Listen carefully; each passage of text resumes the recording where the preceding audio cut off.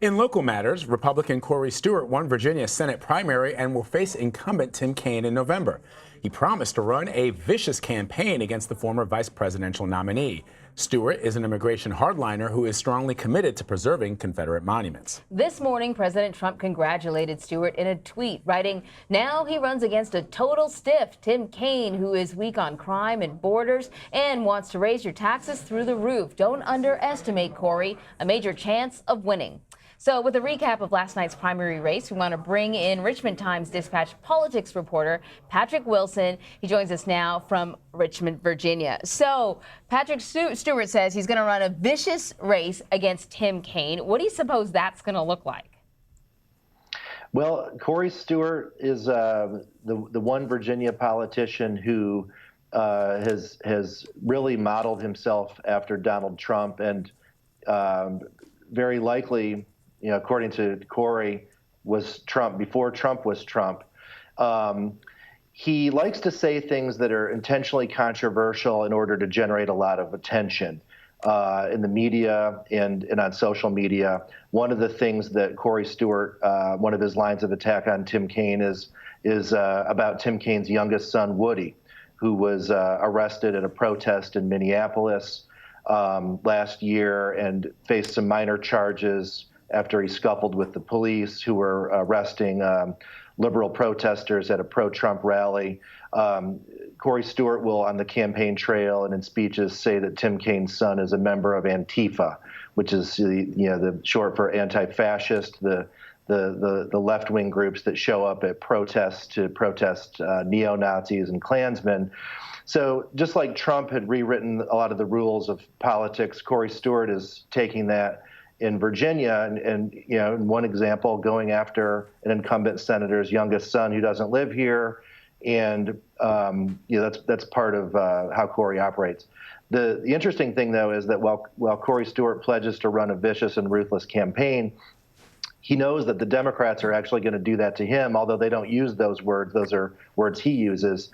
Corey Stewart just last week came under attack by the Republican primary challenger that he beat, Nick Freitas, who said that basically Corey was a hate monger who had made bad judgment in his associations in the past with people who were white nationalists or had ties to white nationalism. And Freitas was making the argument that if Republicans pick Corey Stewart, not only will he lose to Tim Kaine in November, but he'll bring down potentially several U.S. Republican House candidates with him. Corey, it was a pretty close election. Corey Stewart edged out Nick Freitas in the end to become the nominee. And so the Republican Party in Virginia is in a position now where they, elected officials will have to decide, do they want to attach themselves to Corey Stewart or do they want to keep their distance from him? That's the question, Patrick, because when Mr. Stewart said that the days of a kindler and gentler GOP were over, I'm sure there were a lot of members of the Republican Party in Virginia who were worried about that, because we've gone from a place where we heard Republicans saying that the Republican Party was going to embrace compassionate conservatism to where we are today with Mr. Stewart saying that there's no more sort of free lunches in a way. And I just wonder, how alarming is this for other members of the GOP in Virginia? And how do they expect to run, given what we've seen, not just in Virginia, but what we saw in South Carolina with Mark Sanford? If you go against the president, you stand a chance of losing. That's a very valid question, an important question that's going to be explored starting now as this fall campaign. We're a ways off from fall, but these campaigns run 24/7.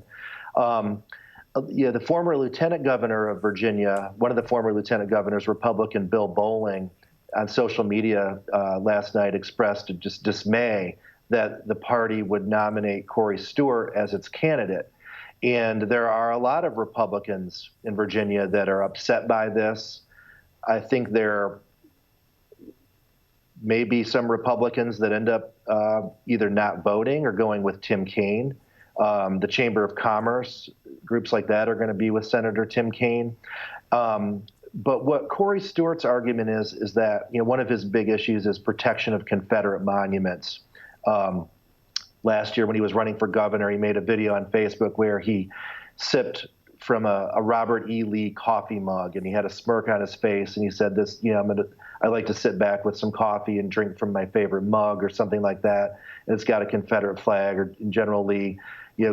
Stewart really believes that there's this electorate in Virginia that can be brought out to win an election, but you just have to appeal on an issue like that, on combating illegal immigration, and essentially on being 100% pro-Trump on everything that Trump does: tax cuts, foreign affairs.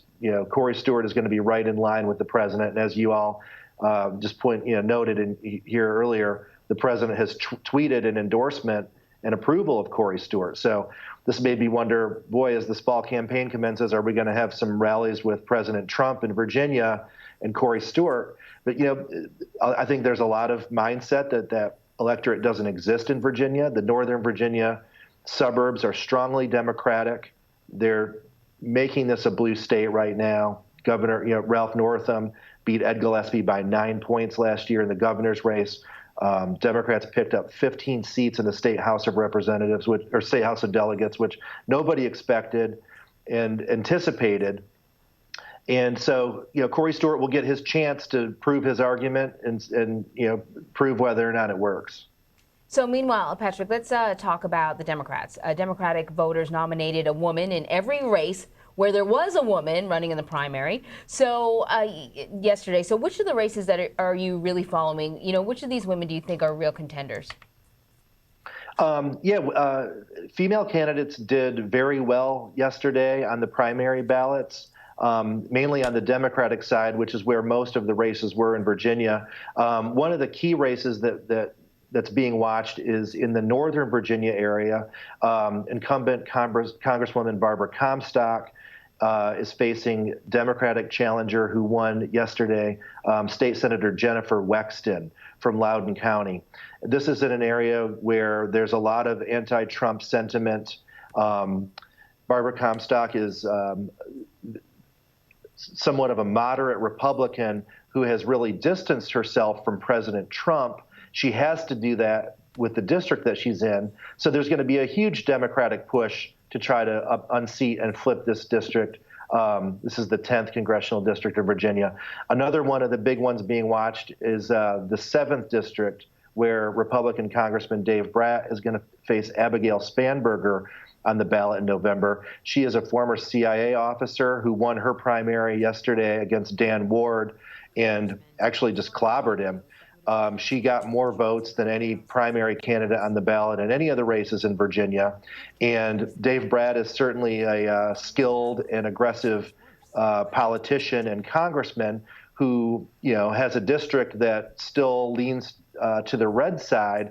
But the Democrats are going to make a huge push here to try to unseat Congressman Dave Bratt and flip that with Abigail Spanberger as their nominee. All right, Patrick Wilson, thank you for bringing us up to speed about what's going on in Virginia. Thanks a lot. Thank you for having me.